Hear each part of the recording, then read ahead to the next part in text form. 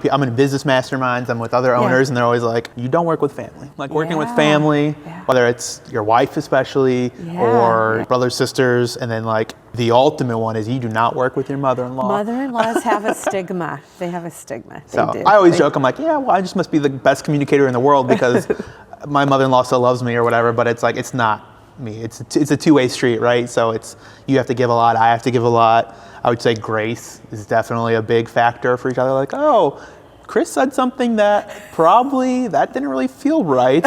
And so it's like, yeah, there's grace. Even recently we talked about, at church, it's been like grace versus like the truth. So it's like, Chris needs to probably know the truth about this, but right now I need to have grace. Or, vice versa. It's like, Don said something that I don't really agree with, and we could probably talk about it a bit later, but right now it just makes sense to have grace that I know she has the best interest for us. And absolutely, absolutely. I think that's it's a good thing we both know Jesus, right? It's a good thing we both know Jesus, because I think it's a great starting point. It's like, hey, our default is just to assume that the other person is like, I know you're for me, I'm for you. So just assume the best. Just assume the best.